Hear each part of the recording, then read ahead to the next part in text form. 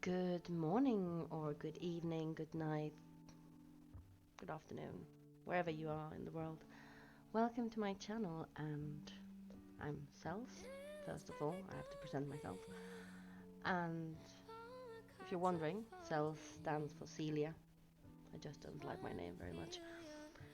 The thing is, I have been doing YouTube for some time, not very big things.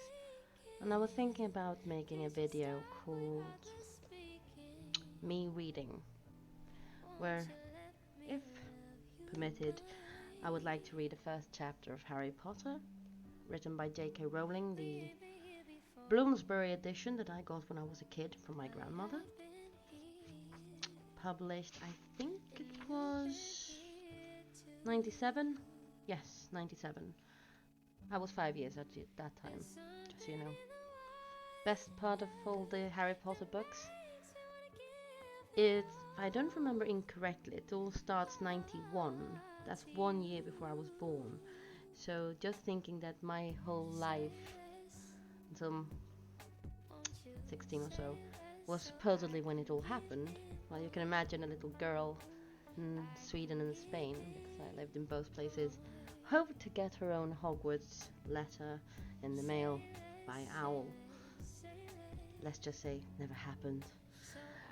So, besides telling you that, I was thinking about just reading, chilling, letting me know what you think underneath of the video if you found it interesting to be watching, well, my screen, what I read, or if you prefer, for example, like this. Okay, I haven't got it big enough. There I am. I can either have it with cam or without one. I'm mostly interested in just reading, or if you go into my Twitch channel, just playing some games and having fun. Normally I don't speak in English, I normally speak in Spanish, though my mother tongue is Swedish. Advantages of living and having the family I have. But anyways, so the whole point of this is just for me to have fun. I'm not very much invested in doing a schedule or other more grown-up stuff, to say so. Yes, I forgot to say, I'm from 92, so that makes me 20 years, 28 years old. Well, this year I'll be 29, I think. Great, time is great, isn't it? As you all see, I've got the book. It's not of copyrighted, a pirate site or anything. It's just my little book from when I was a kid. Also, funny fact about my books is my father, when he read me the books, he would normally at the edge of the pages, he would normally just take notes. For example, parts where I laughed. I don't know if this will show on the camera, okay? But I'm trying. I am trying. See? With a little pen, where he would say, ha, she laughed here. That's a little funny detail of my father. He always took into account when we had fun with a book. You will see it. For example, in the first chapter, which I'm intending to read. Let's see if it shows on the camera. I do hope it does. Please tell me it does. Leave me the notes underneath, okay?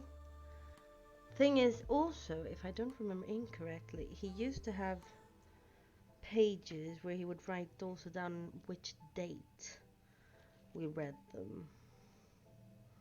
Yes, we didn't read it exactly in 97. I think we read this book first time in 2001 or 2000, I'm not sure. It was just the year or 2 years before the movies came out, which I was very excited for. I was lucky enough that each book normally came out during August, and my birthday is in August, so my grandmother would get these at the English store in Sweden. And then I would know every time I opened the present every year for each publication afterwards that I would get one of the books.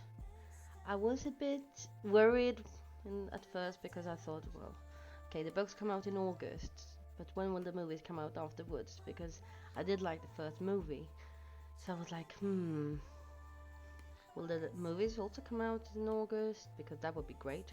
But no, they did in December, the last ones, if I don't remember incorrectly. Don't quote me on that because I'm not sure. But anyways, oh yes, my grandmother is from Yorkshire. That's why also. No, I don't have the Yorkshire accent, if anyone is asking, which I don't think anyone is. But anyways, this has been a very long introduction just to read one chapter. But I just thought it would be fun just for you to get to know me a bit more and just have a little chat before. If you do find me annoying while reading, because sometimes I will try to make a voice or so, please let me know in the comments below. And also, be nice. It's not difficult to just, if you don't like the content, move on. Just don't, you don't need to be mean about it. You don't need to say anything. You just, if you want to hear me reading it, welcome. If you don't, well, it's not for you. And I'm happy anyways. So let's get on with it. I will leave the video on for this one, though I've had a large introduction with just, did I just say introduction?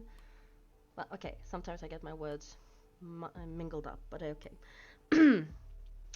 I will make normally some voices because I do like role playing. For the rest, if you are wondering, yes, I do have a poster of Severus Snape with always, I will show this. Hello, this is my room. I have my poster of Severus Snape. I don't like Sasuke, I do like Itachi, this way, because this camera goes the other way around. And of course, my Hogwarts poster.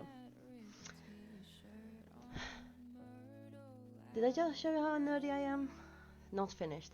I also like Tolkien, so I do have, next to my bed, The Hobbit and Lord of the Rings. And I will maybe, if this doesn't get flagged or any content problems, I will upload also reading those books. So let's get on with it. The Boy Who Lived, that's chapter 1. Mr. and Mrs. Dursley of number 4 Privet Drive were proud to say that they were perfectly normal, thank you very much. They were the last people you'd expect to be involved in anything strange or mysterious, because they didn't hold with such nonsense. Mr. Dursley was a director of a firm called Grunnings, which made drills. Very boring job. He was big, a beefy man with hardly any neck, although he did have a very large moustache. Mrs. Dursley was thin and blonde and had nearly twice the usual amount of neck, which came in very useful as she spent as much of her time crowning over garden fences, spying on the neighbours. The Dursleys had a small son called Dudley, and in their opinion there was no finer boy anywhere. Just saying.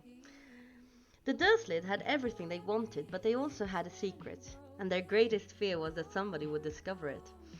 They didn't think they could bear if anyone found out about the Potters. Yes, I will not be editing all the wrongs that I read. I'm sorry. Mrs. Potter was Mrs. Dursley's sister, and they hadn't met for several years. In fact, Mrs. Dursley pretended she didn't have a sister, because her sister and her good-for-nothing husband were as un-Dursleyish as it was possible to be. The Dursleys shuddered to think what the neighbours would say if the Potters arrived in the street. The Dursleys knew that the Potters had a small son too, but they never had ever seen him.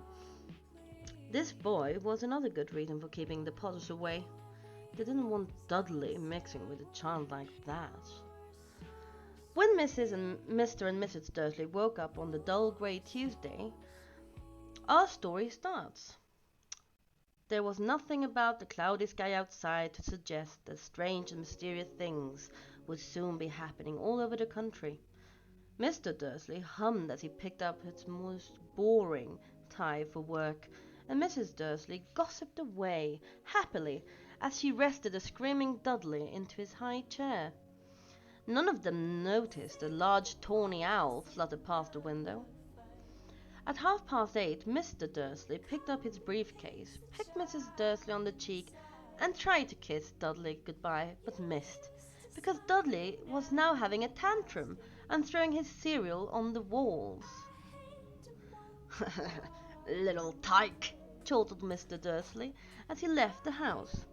He got into his car and backed out of number 4's drive. It was on the corner of the street that he noticed the first sign of something peculiar. A cat reading a map. For a second, Mr. Dursley didn't realize what he had seen. Then he jerked his head around to look again. There was a tabby cat standing on the corner of Privet Drive, but there wasn't a map in sight. What could he have been thinking of? It must have been a trick of the light. Mr. Dursley blinked and stared at the cat. It stared back. Yes. As Mr. Dursley drove around the corner and up the road, he watched the cat in his mirror. It was now reading the sign that said Privet Drive. No, looking at the sign. Cats couldn't read maps or signs. Mr. Dursley gave himself a little shake and put the cat out of his mind. As he drove towards the town, he thought of nothing except a large order of drills he was hoping to get that day. But on the edge of town, drills weren't driven out of his mind by something else. What? Where did I go wrong here? Because my dog just came into the room. Yes, that's my little doggy woggy over there. I call him Doggy Woggy sometimes. Anyways. So we had just put the cat out. Okay. As he sat in his usual morning traffic jam, he couldn't help noticing that there seemed to be a lot of strangely dressed people about. People in cloaks. Mr. Dursley couldn't bear people who dressed in funny clothes. The get-ups he saw on young people. He supposed this was some stupid new fashion. He drummed his fingers on the steering wheel as his eyes fell on a huddle of these weirdos standing quite close by. They were whispering excitedly together. Mr. Dursley was enraged to see that a couple of them weren't young at all. Why, that man had to be older than he was, and wearing an emerald green cloak.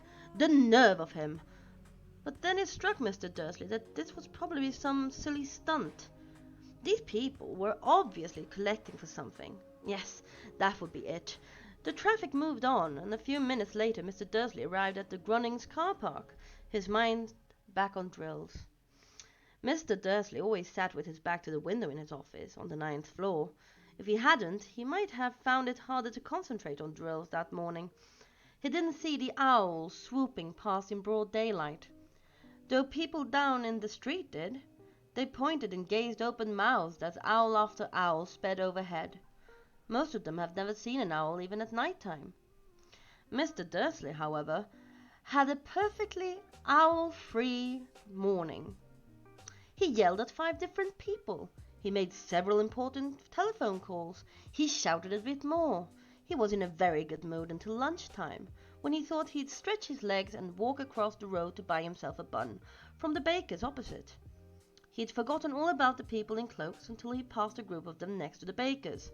He eyed them angrily as he passed. He didn't know why, but they made him uneasy. This lot were whispering excitedly too, and he couldn't see a single collecting tin. It was on his way back past them, clutching a large doughnut in a bag, that he caught a few words of what they were saying. "The Potters!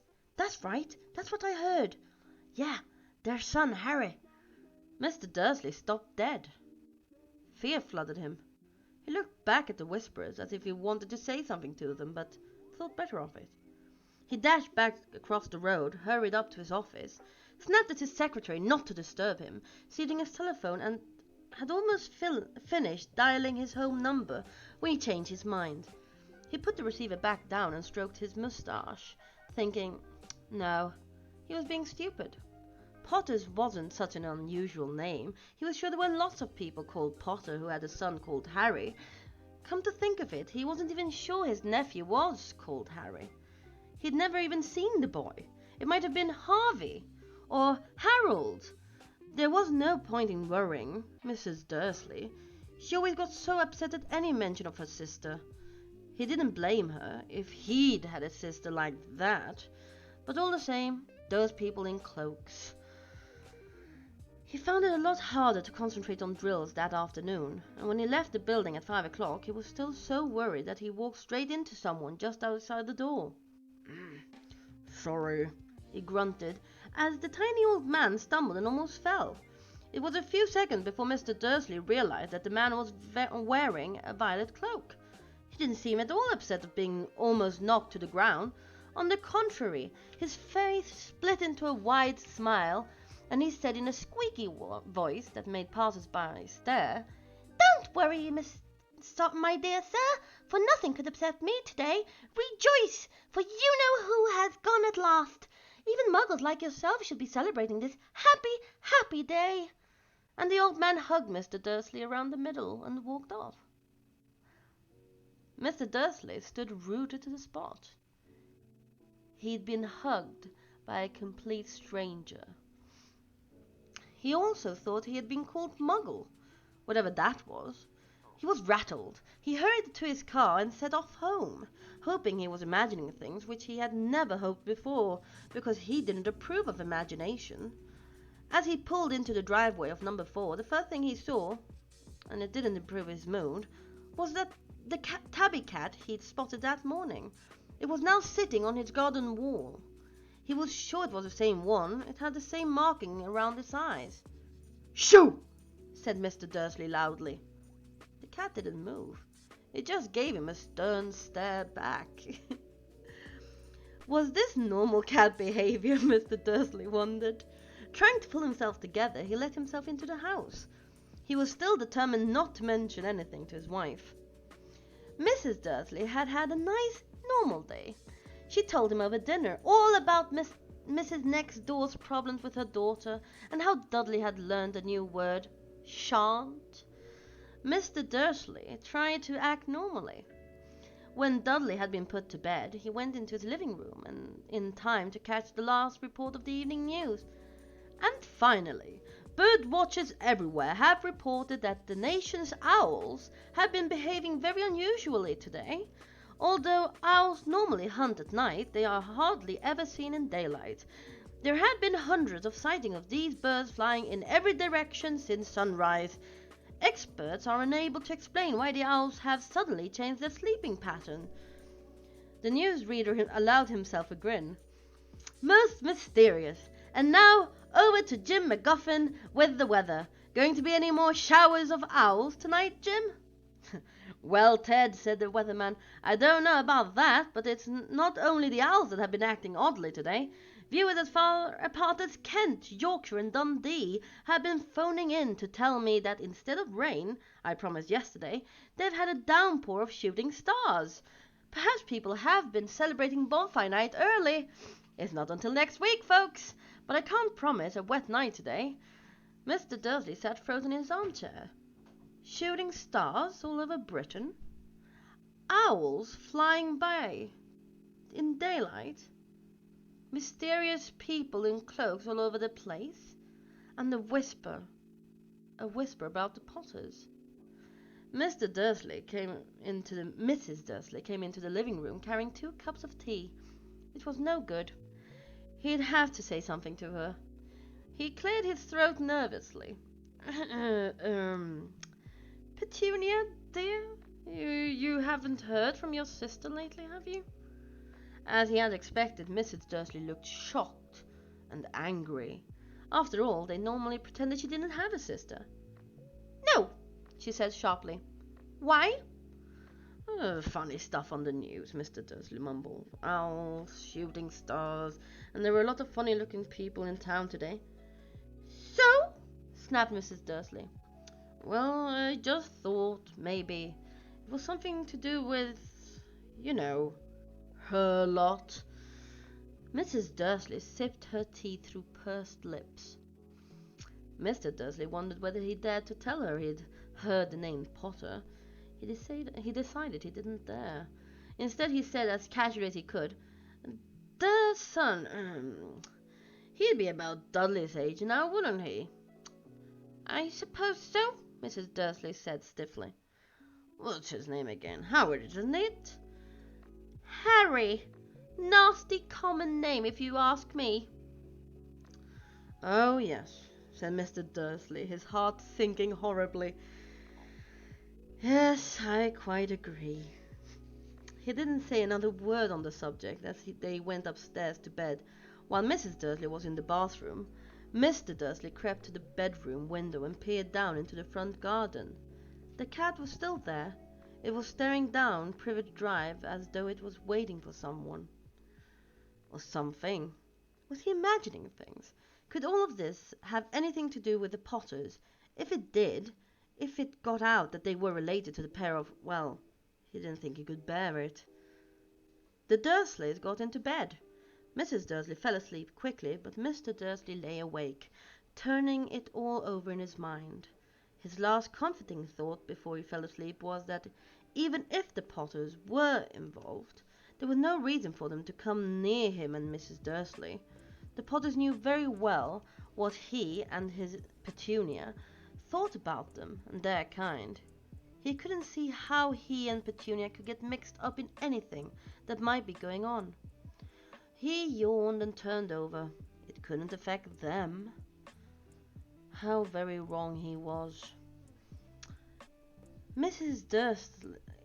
Dursley might have been drifting into an uneasy sleep, but the cat on the wall outside was showing no sign of sleepiness. It was sitting as still as a statue, its eyes fixed unblinkingly on the far corner of Privet Drive. It didn't so much as shiver when a car door slammed in the next street, nor when two owls swooped overhead. In fact, it was nearly midnight before the cat moved at all. A man appeared on the corner the cat had been watching. Appeared so suddenly and silently you'd thought he just popped out of the ground. The cat's tail twitched and its eyes narrowed. Nothing like this man had ever been seen on Privet Drive. He was tall, thin, and very old, judging by the silver of his hair and beard, which were both long enough to tuck into his belt. He was wearing long robes, a purple cloak which swept the ground, and high-heeled, buckled boots. His blue eyes were light, bright, and sparkling behind half-moon spectacles, and his nose was very long and crooked, as though it had been broken at least twice. This man's name was Albus Dumbledore. Albus Dumbledore didn't seem to realize that he had just arrived in a street where everything from his name to his boots was unwelcome. He was busy rummaging in his cloak looking for something, but he didn't seem to realize he was being watched because he looked up suddenly at the cat, which was still staring at him from the other end of the street. For some reason, the sight of the cat seemed to amuse him. He chuckled and muttered, "I should have known." He found what he was looking for inside his pocket. It seemed to be a silver cigarette lighter. He flicked it open, held it up in the air, and clicked it. The nearest street lamp went out with a little pop. He clicked again. The next lamp flickered into darkness. 12 times he clicked the put outer, until the only lights left in the whole street were two tiny pinpricks in the distance, which were the eyes of the cat watching him. If anyone looked out the window now, even beady-eyed Mrs. Dursley, they wouldn't have been able to see anything that was happening on the pavement. Dumbledore slipped the putter-outer back inside his cloak and set off down the street toward number 4, where he sat down on the wall next to the cat. He didn't look at it, but after a moment he spoke to it. "Fancy seeing you here, Professor McGonagall." He turned to smile at the tabby cat, but he had gone. Instead, he was smiling at a rather severe-looking woman who was wearing square glasses exactly the shape of the markings the cat had had around its eyes. She, too, was wearing a cloak, an emerald one. Her black hair was drawn into a tight bun. She looked distinctly ruffled. "How did you know it was me?" she asked. "My dear Professor, I've never seen a cat sit so stiffly." You'd be stiff if you'd been sitting on a brick wall all day, said Professor McGonagall. All day? When you could have been celebrating? I must have passed a dozen feasts and parties on my way here. Professor McGonagall sniffed angrily.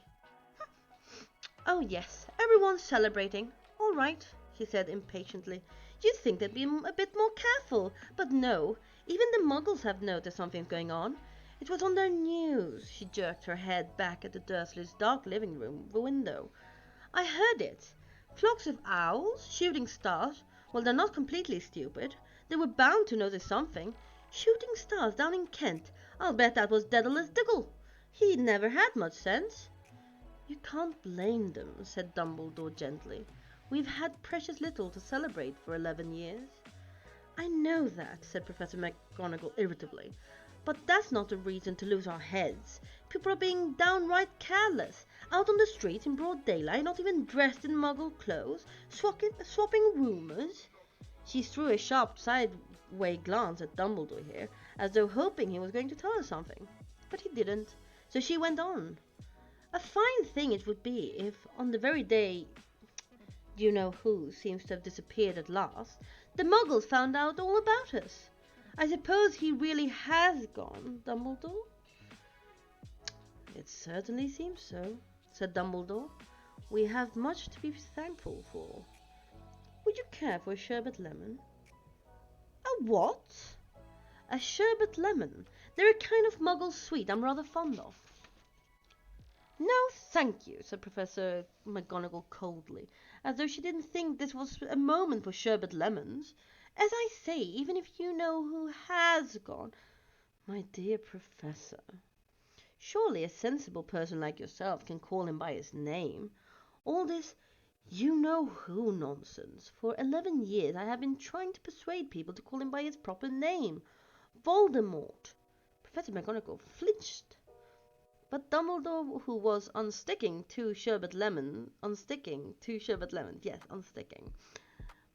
seemed not to notice.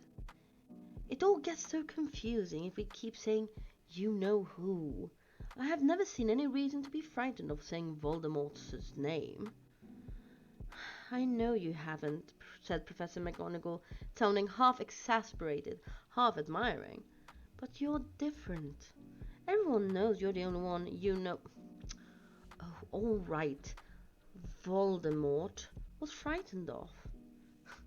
You flatter me, said Dumbledore calmly. Voldemort had powers I will never have.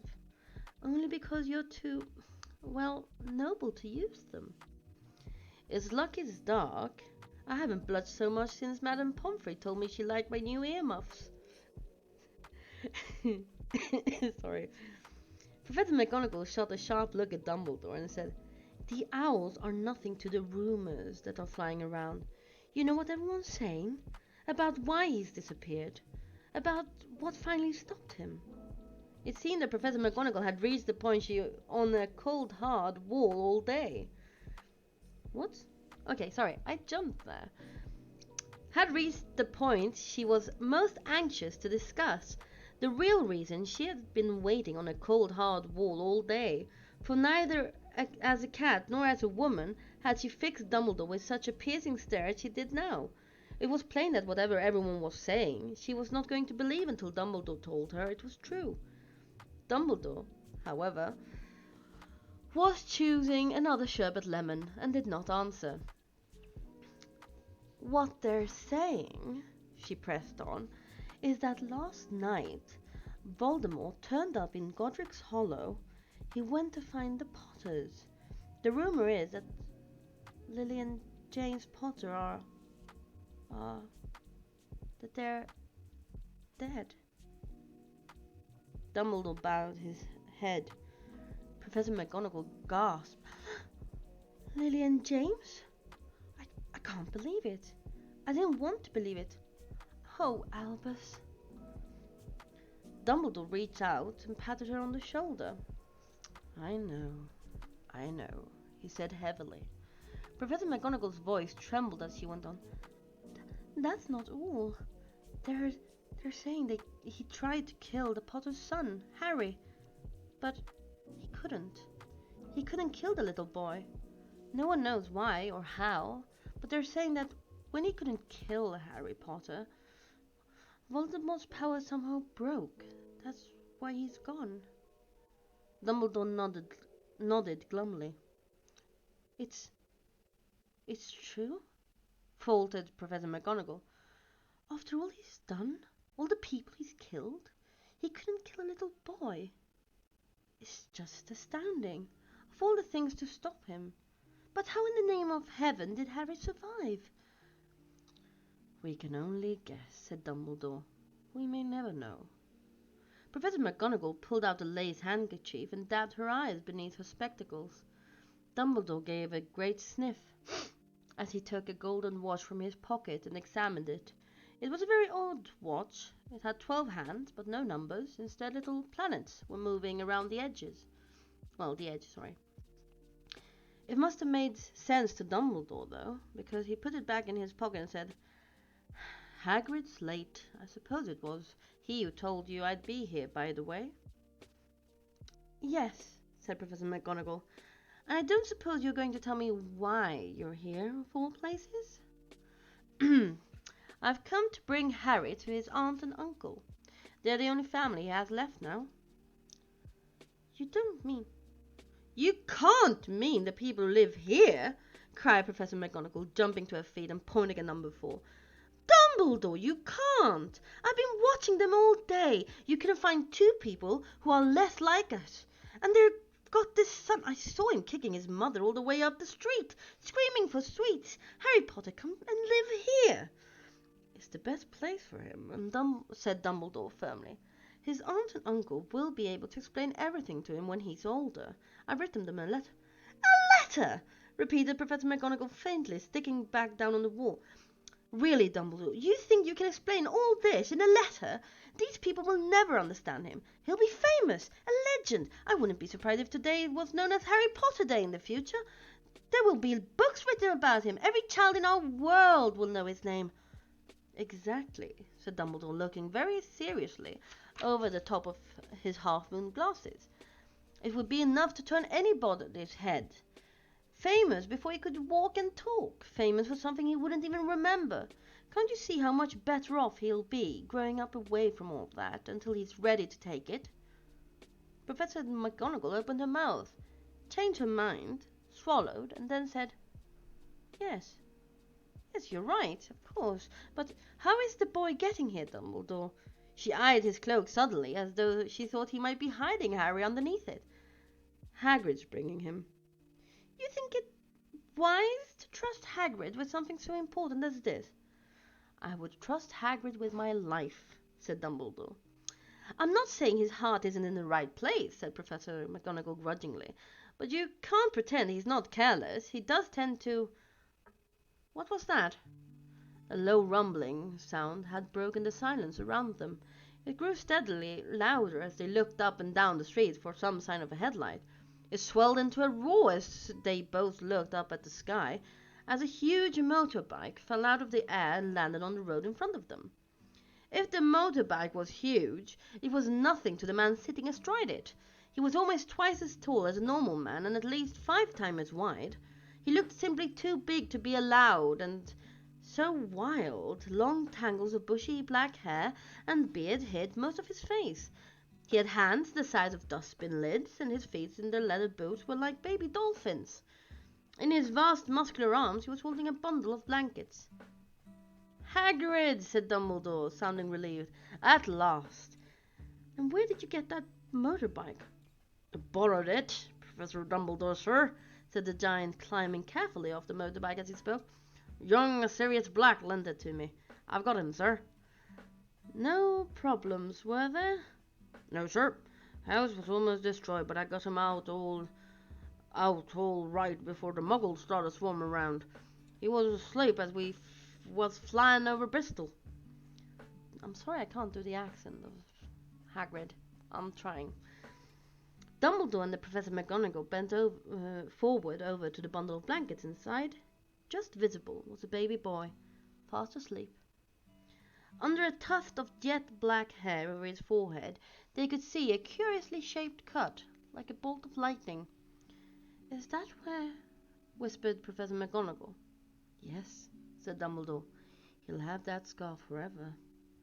Couldn't you do something about it, Dumbledore? Even if I could, I wouldn't. Scars can come in useful.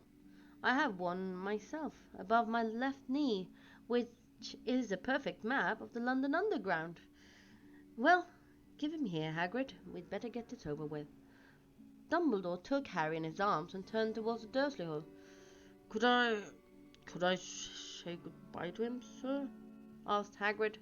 He bent his great shaggy beard over Harry and gave him what must have been a very scratchy, whiskery kiss. Then suddenly Hagrid let out a howl like a wounded dog. Shh! Hissed Professor McGonagall. You'll wake the Muggles. Sorry, sobbed Hagrid, taking out the large spotted handkerchief and burying his face in it. But I can't stand it. Lily and James dead, and poor little Harry over there live with Muggles. Yes, it's all very sad, but get a grip on yourself, Hagrid, or we'll be found, Professor McGonagall whispered, patting Hagrid gingerly on the arm as Dumbledore stepped over the low garden wall and walked to the front of the door. He laid Harry gently on the doorstep, took a letter out of his cloak, tucked it inside Harry's blanket, and then came back to the other two. For a full minute the three of them stood and looked at the little bundle. Hagrid's shoulders shook. Professor McGonagall blinked furiously, and the twinkling light that usually shone from Dumbledore's eyes seemed to have gone out. Well, said Dumbledore finally, that's that. We've no business staying here. We may as well go and join the celebrations.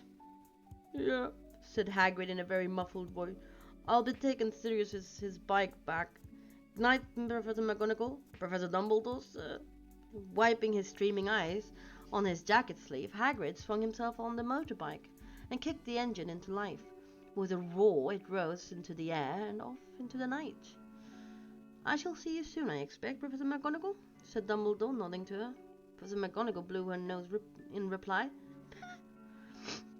Dumbledore turned and walked back down the street. On the corner he stopped and took out the silver put-outer. It's always difficult to say that one. He clicked it, and once and 12 balls of light sped back to the street lamps, so that Privet Drive glowed suddenly orange, and he could make out a tabby cat slinking around the corner on the other end of the street. He could just see the bundle of blankets on the step of number 4. Good luck, Harry, he murmured. He turned on his heel, and with a switch of his cloak, he was gone. A breeze ruffled the neat hedges of Privet Drive, which lay silent and tidy under the inky sky, the very last place you would expect astonishing things to happen. Harry Potter rolled over inside his blankets, without waking up. One small hand closed on the letter beside him, and he slept on, not knowing he was special, not knowing he was famous, not knowing he would be woken in a few hours' time by Mrs. Dursley's scream as she opened the front door to put out the milk bottles, nor that he would spend the next few weeks being prodded and pinched by his cousin Dudley. He couldn't know that at this very moment people meeting in the streets in secret all over the country were holding up their glasses and saying in hushed voices, "To Harry Potter, the boy who lived." And that's chapter 1. I hope you enjoyed it. I, at least, did. I'm very sorry if I don't want to edit this. I want it to feel just as a normal person reading the book. Also, I have some distractions with my dog down here. And sometimes he comes in and just lies down on the little bed I made him and falls asleep. So that's that for today, and I hope to see your comments down below and what you think of it. I don't know how to edit videos very well, or at all, to be honest. I normally can do some streamings. I still don't know how to do a layout. I'm still trying to find out what suits me and what makes it easier for me to do it. I'm sorry I'm looking this way. It looks like I'm looking down, but in fact I am looking at the screen where my face is showing.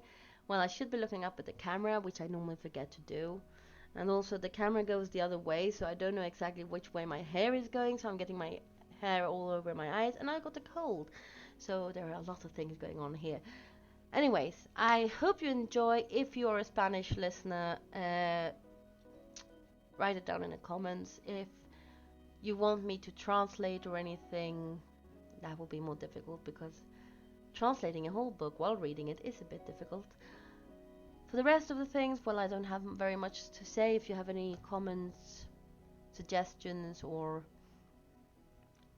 ideas of what you want me to do next, just leave them down in the box below. I hope you give it a like, subscribe, and I've got a Twitch channel. I guess I will, within a little while now, just start twitching, is what the word is nowadays. Well, playing Isaac. So, have a good day, good night, sleep well, sleep tight, I don't know. Just have fun. Bye.